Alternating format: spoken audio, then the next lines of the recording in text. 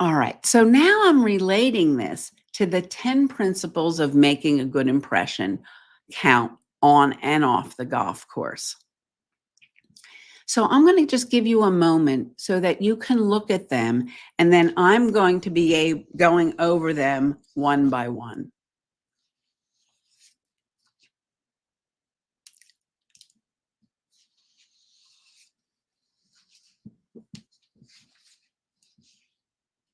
All right.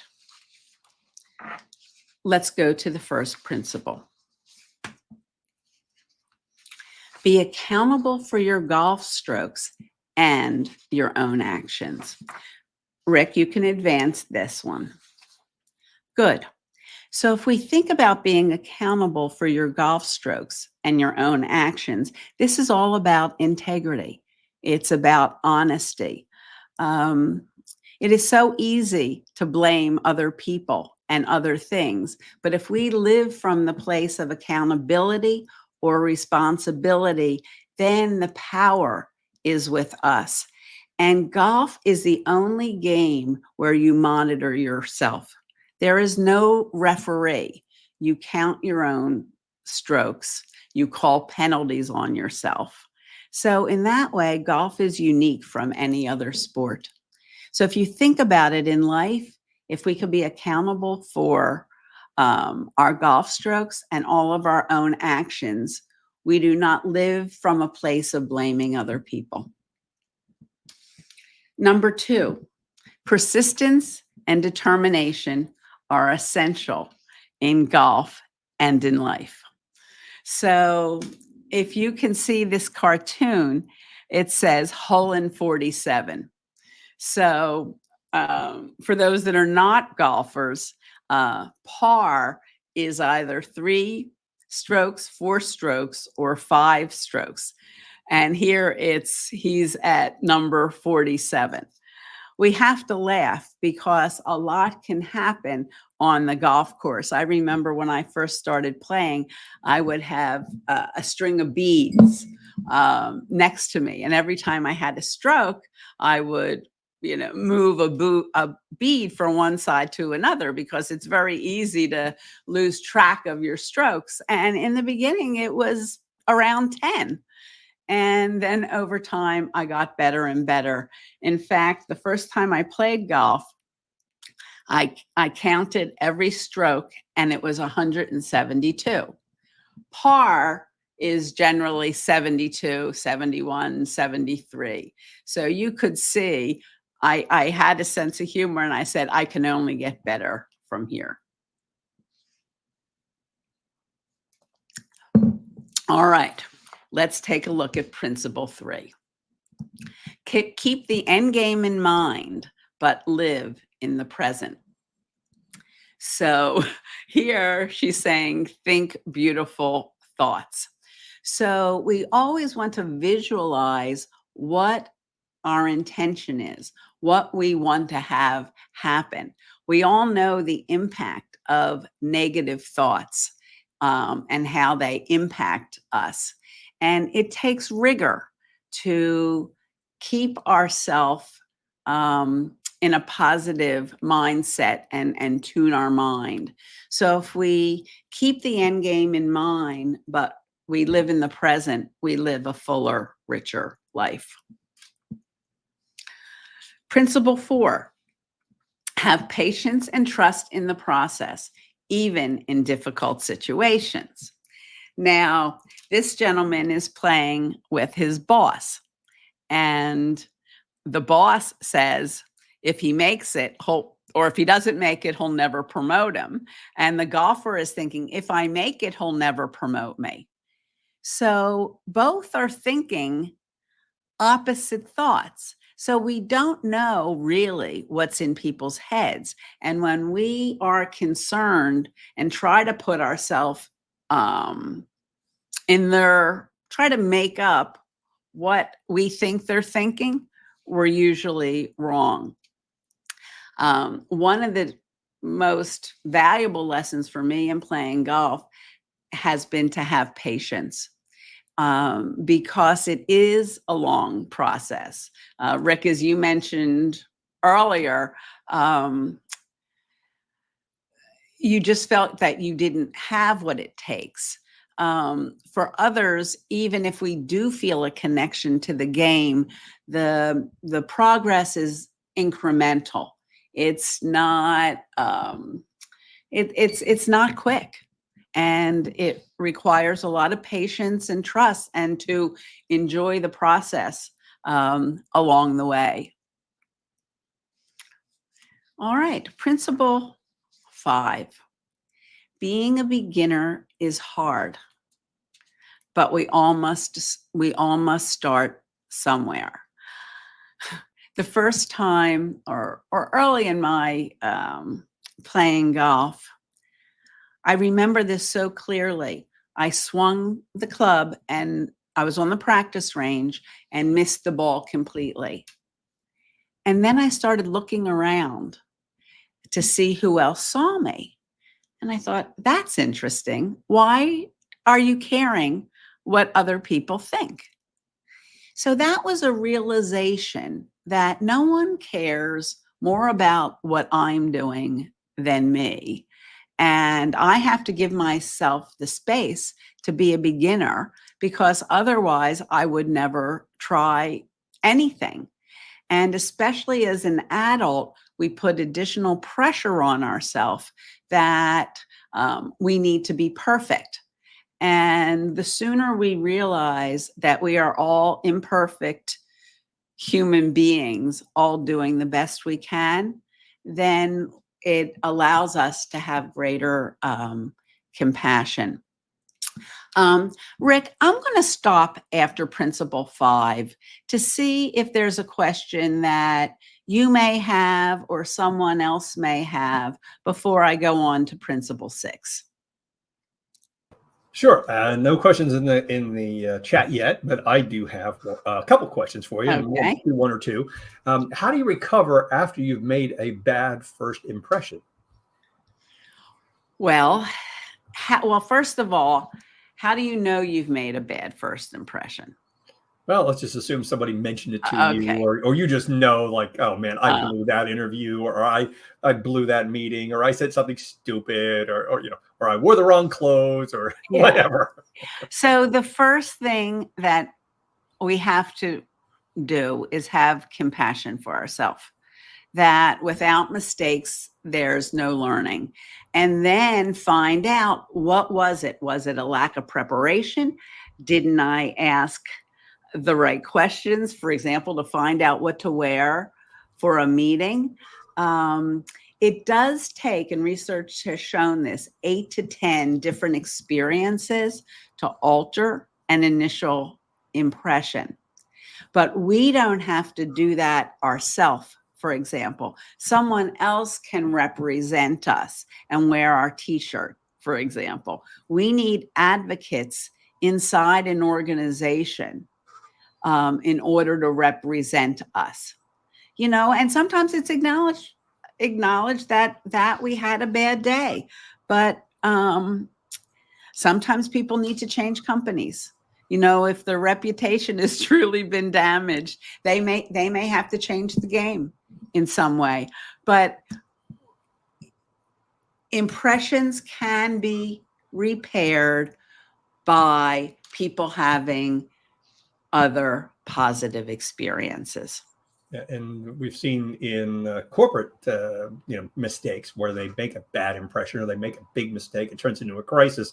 There are firms that are just dealing with reputation management, and they also will leverage third parties to kind of advocate for that organization. So maybe they did one thing that was really stupid, but they built up this credibility over years and years and years. Having those advocates certainly helps you in those situations. Yeah. And then something else, when I shared our impression management system with you, sometimes we don't know.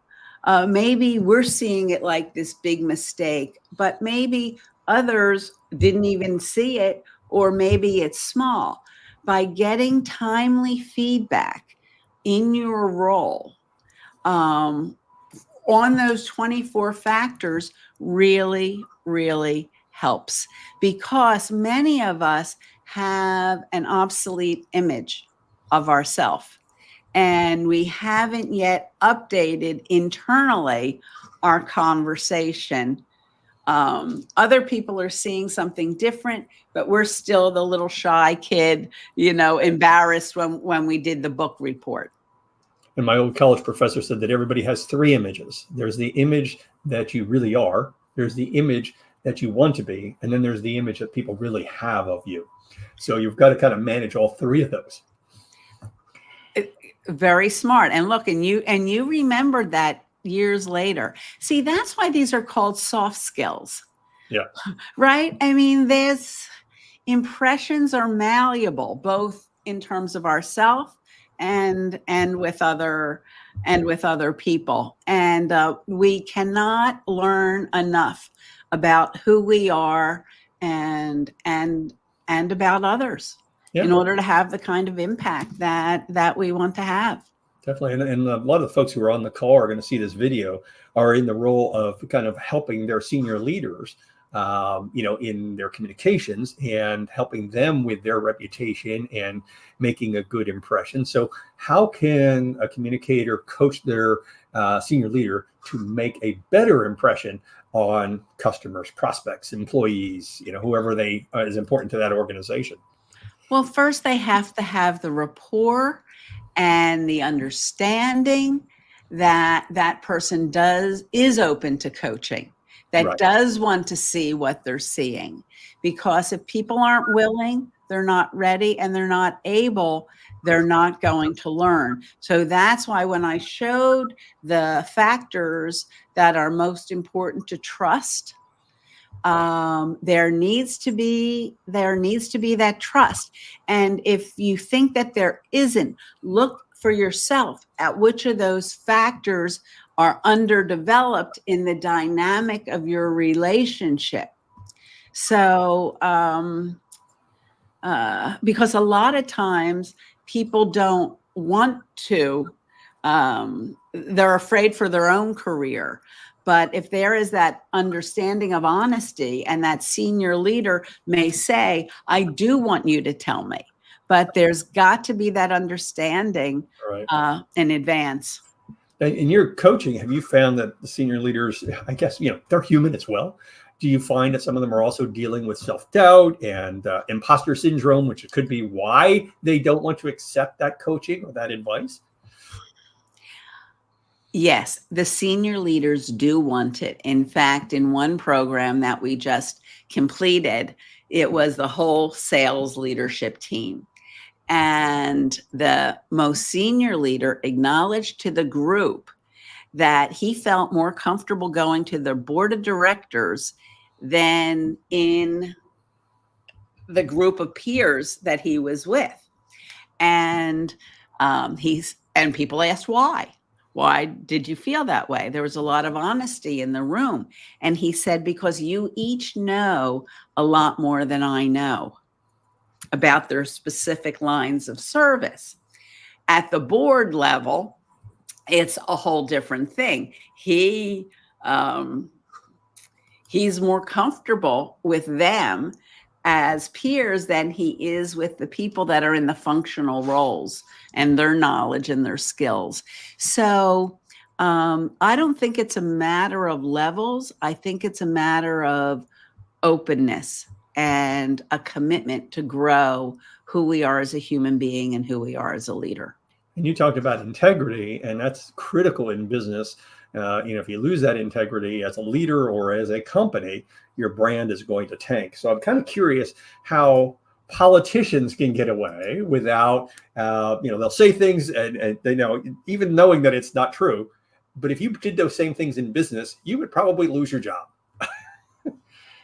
That's a whole other discussion for another day. Yeah, absolutely. But you know what? I've worked with politicians over the years. I've been hired by them, and I do not like working with them. And the reason is they truly don't want to change, that they are doing it just to get votes. So they don't bring the same commitment that someone else does in terms of paying their own money or respect for the company's resources. Yeah. Now, you were also talking about networking, and I'm involved in a lot of networking groups. I know you are as well. And one of the common problems that I see is a lot of people don't know how to network. I remember years ago, I was at a networking event. I think it was at the Philadelphia Chamber, and I was talking to somebody one-on-one, and we're by the door, and all of a sudden, this guy walks up and thrusts a business card in both of our hands and says, "Sorry to get a chance to meet you. On my way out the door, but if you ever need anything, let me know." And he just gone. And it was like a drive-by, and we thought, what is with this guy? The cards went right in the trash. So I think it's sometimes people have this perception that as soon as they introduce themselves, they've built into instant rapport and instant trust. Yeah. Yeah. That talk about a bad impression, Yes. right? So none of this is quick. All right. We're not going to recommend someone unless there's a level of trust, because our own reputation is at stake. Right. So our most important, or some of our most important relationships are the people that refer us, because their reputation is on the line. So there is an art to networking, and you have to understand why you're going in the first place. You have to understand who is going to be there, and how do you measure success. It really isn't about getting a handful of cards. Right. It's about having an authentic and genuine conversation where you plan sometime in the future to reconnect. And if you have one or two of those connections, and there's that mutual attraction, then that's a satisfying evening. My first goal is always to say, I'm glad I went. Yeah. If I don't say I'm glad I went, then it's a wasted life. And that's always my philosophy too. I always try to go with this idea that if I can meet 3 or 4 quality connections, and then reach out to those people afterwards, fantastic. Where I have a lot of frustration is I go to some of these, I've been to some of these networking groups where there's 50, 75 people in the room, and every person gets up and introduces themselves. And then, they're required to provide leads to other people that they probably don't know very well. So it goes against that, what you just mentioned, which is trust. So I would not be in a position to refer somebody to you if I don't know that person, because it's my reputation on the line. So I'm not going to do that. But in some of these networking groups, it is about the process more than it is about the relationship. I'm with you. And that's not the way you do business. It really isn't. So let's go to the 6th principle. All right, so we can get that back up here. All right. So the 6th principle is, don't count yourself out of a golf hole or an opportunity. So this speaks to our perseverance, and it's our perseverance through our challenges. I always would interview better golfers than me. And I said to one person, what did you learn this year about golf that's really helped you?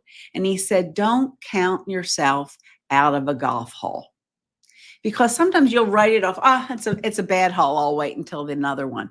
But you could have one good shot, and it brings you and puts you back in the game. And that happens often. And then if you even think about it in life, don't count yourself out of a golf hole or life's opportunity. We never know where opportunities are going to show up. So we always want to be prepared. It can even happen riding on a train. I decided to put myself in first class a number of years ago. I met someone, she had an urgent need. I had a proven product, and obviously she felt I was a trusted provider, and we ended up doing business together. So we always have to be prepared and outwardly focused, because we never know when we are going to meet someone that turns out to be a great friend or business colleague or golf partner. Principle 7, don't compare yourself to others. Focus on your own game. This is so difficult, because when we compare ourselves to others, we rob ourselves of the present, and we always make ourselves less than that. And to stay focused on our own game, to keep the end game in mind is so important. And this is all about the choices that we make. There's a lot of talk about work-life balance.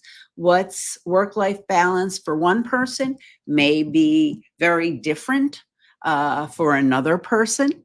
And for me, golf encourages a healthy balance between work. I've been in business for over 3 decades as an entrepreneur. And I remember when I first took up the game and I took my first Tuesday off, I felt like I was playing hooky. And this was my own business. So it was very difficult in the beginning to actually take time off to enjoy the game of golf. And part of it is the beauty of the course, the surroundings, and it's just appreciating being in nature and asking myself at the end of a round, what did I learn today that I didn't know? What did I learn about myself? What did I learn about my leadership? So don't compare yourself to others, but do focus on your own game. And then principle 8 is matches are won by one stroke. They all count. This was startling to me, that one putt, one errant drive, one missed sand shot could mean the difference between winning and losing. In fact, I was defending champion at my club with in the Better Ball of Partners match this past Saturday. And we were back and forth. My partner, Linda, and I were up, and then we were down, and then we were up, and then we were tied, and then we were up, and then we were down, and then we were tied. So we had to win the 18th hole in order to force a playoff and go into the 19th hole. And we lost on the 18th. We did not win that hole, and we ended up losing the match. So matches are won by one stroke, and they all count. And to be present for 4 hours and focused, that's part of the rigor here. If you are not present for every single shot, it's a missed shot. And it is hard to focus. And if you think about anything that we want to be good at in life, it takes that discipline. It takes that focus in order to hone our craft. Principle 9. Through skill, practice, and experience, you gain confidence. In our programs, we talk about confidence a lot because people are always seeking confidence more than any other skill. And confidence exists in the conversations we have about ourselves. So it's really, it's a feeling. And if we want to increase our confidence, we have to ask ourselves, do I need more knowledge? Do I need more skill? Do I need both? Or do I just need more practice? And so it's to dissect confidence, because confidence exists in different domains of action. It doesn't exist in every area, because there are areas that we are all confident in, or each confident in, and then there's areas that we aren't. And to distinguish that so that we could work on it allows us to develop our confidence. Principle 10, win and lose graciously, off and on the course.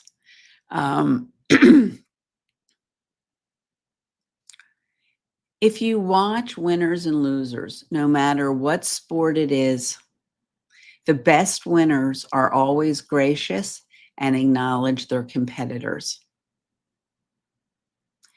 So it is learning that when we lose, like I had a great time losing I had a great time on Saturday playing the match with great people, and I didn't win. It doesn't say anything else about me. If you don't put yourself in the game, that's what's important, that I'm willing to play the game. And our handicap doesn't even matter, because the handicap system is such that it can make golfers at all different levels even, because the people that have a higher handicap, they get additional strokes. And that makes it even. So really anyone can win. For those of you that have um, uh, golfers in your life and maybe you don't play, in my survey that I did to 100 people, and I refer to this in the book, my biggest surprise was that golfers love to talk about their game. They love to talk about every single shot. And to those that are not golfers, it can be very, very boring. And one thing that you can do to stop them from going on and on and on is maybe to pause and ask them a question. So the question might be, well, what did you learn when you played that hole? Or what did you see about yourself? Or how does that relate to other areas in your life? Because the golf course is really the golf course of life. Lessons we learn on the course, we take off the course, and vice versa. So those are the 10 principles.